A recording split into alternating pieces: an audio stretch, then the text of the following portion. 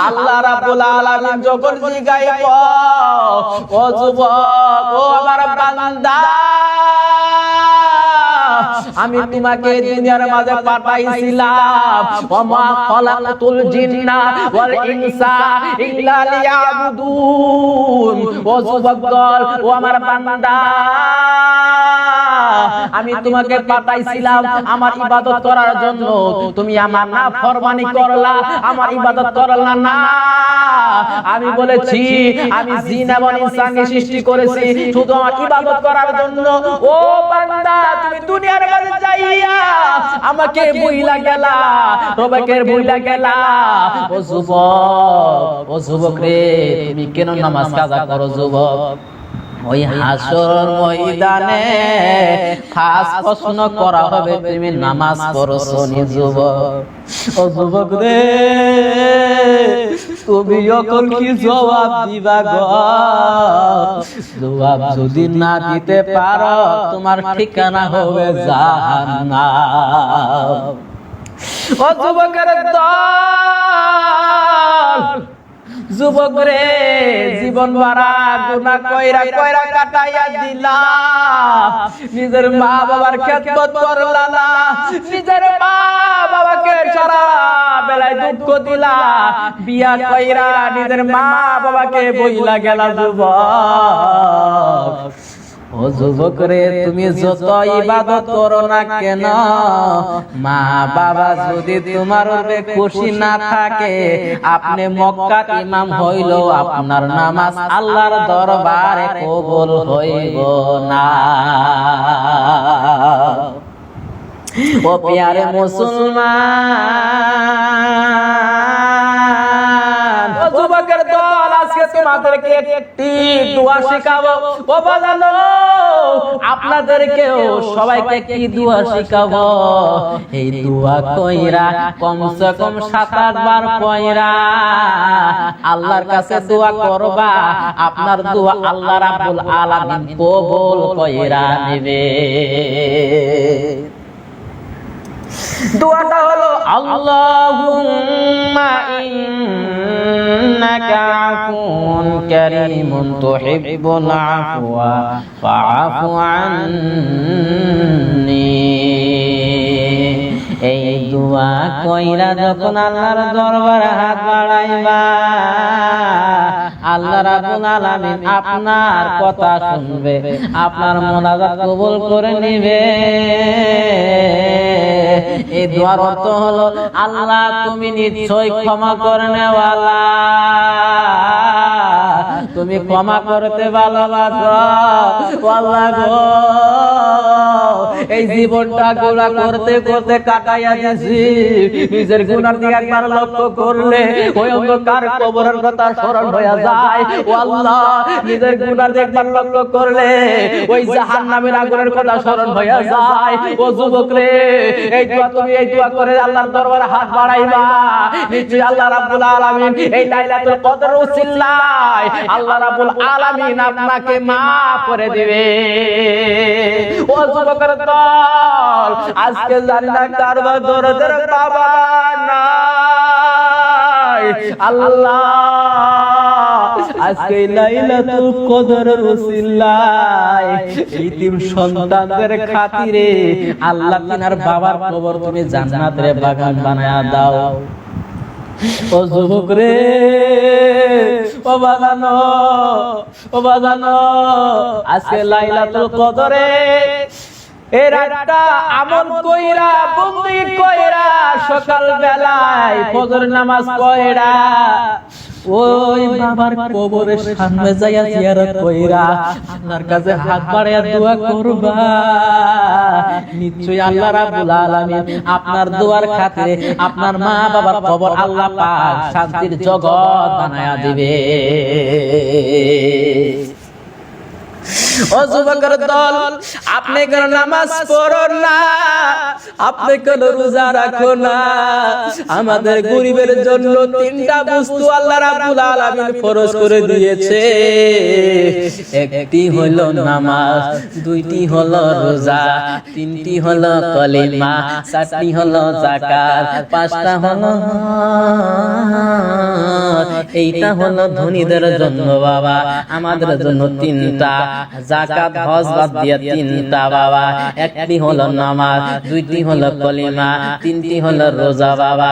ও যুবক, ও বাবা গো, আপনার উপরে যাকাত ফরজ হয়েছে, আপনার উপরে হজ ফরজ হয়েছে, আপনি যাকাত দিলেন না, আপনি হজ করলেন না, ওই হাসরের ময়দানে আপনাকে হিসাব দেওয়া লাগবে। আপনি খাইলেন, আপনি খাইলেন, আপনার আশেপাশে মানুষ খাইলো না, আপনি ঈদ বললেন, ঈদ গায়ে গেলেন, নিজের জন্য কাপড় কিনলেন, নিজের ছেলে সন্তানের জন্য কাপড় কিনলেন, আপনার আশেপাশে যে গরিব মানুষ আছে ওই মানুষদেরকে আপনি খেয়াল করলেন না, তিনারা খাইছে কিনা আপনি খেয়াল করলেন না, আপনার ঈদের নামাজ আল্লাহর দরবারে কবুল হবে না। ও যুবকের দল, ও বাজানো, আমার নবী বলেছে কোন বান্দা যখন রোজা রাখে না, ওই বান্দা যেন ওই উম্মত যেন আমার ঈদগাহে আসে না। কারণ ঈদ হইল রোজাদারের জন্য একটি খুশির আনন্দ। আপনি এক পাশ রোজা করলেন, এই জন্য আল্লাহ রাব্বুল আলামিন নবীকে একটি ঈদ, উম্মতের জন্য একটা ঈদ দান করে দিয়েছে, আনন্দ করার জন্য। একটা জবানা বন্ধ নাই, চিৎকার দিয়ে বলেন সুবহানাল্লাহ। ও যুবকের দল, এখন কাঁদবা যুবক, ও যুবকের দল, খায়রুকুম মান তাআল্লামাল কুরআনা ওয়া আল্লামা, ফাযকুরুনি আযকুরুকুম ওয়াশকুরুলি ওয়া লা তাকফুরুন। ও যুবকের দল, বাজানো, আমার মায়ার নবী রাহমাতুল লিল আলামিন হাদিস শরীফে উল্লেখ করেছেন, তোমাদের ভিতরে ওইজন ব্যক্তি মহান ব্যক্তি, যে ব্যক্তি কোরআন শিখে আরেকজন ব্যক্তিকে শেখায়, এবং কি ওই হাসর ময়দানে ওই কোরআন শিখানোর কারণে ওই বান্দার মা বাবাকে নূরে তাজ পিন্দায়া ওই হাসরের ময়দানে নিয়ে যাবে। ও যুবক, তুমি কেন নামাজ পড়ো না? নামাজ ছাড়া গতি নাই। তুমি কেন রোজা রাখো না? রোজা ছাড়া গতি নাই। ও যুবক বাজানো,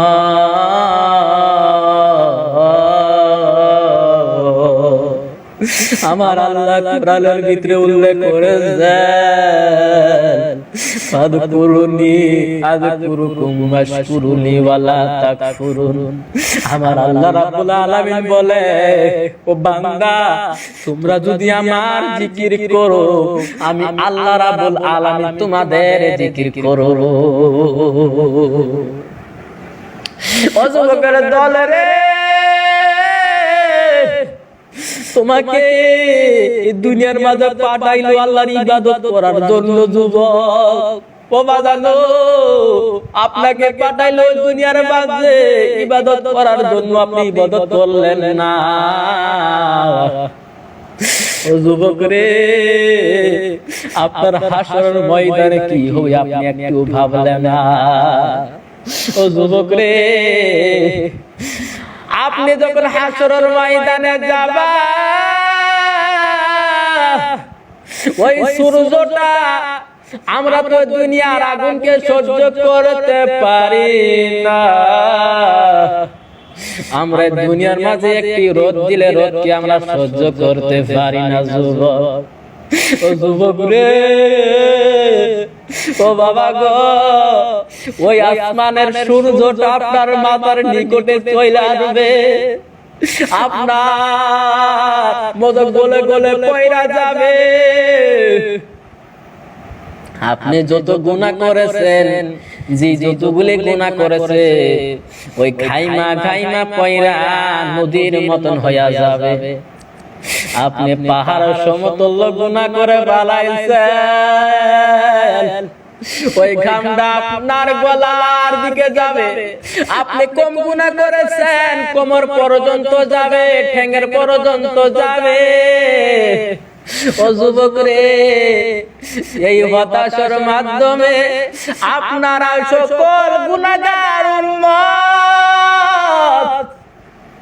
একটি ফয়সালা নিবে, একটি ফয়সালা নিবে।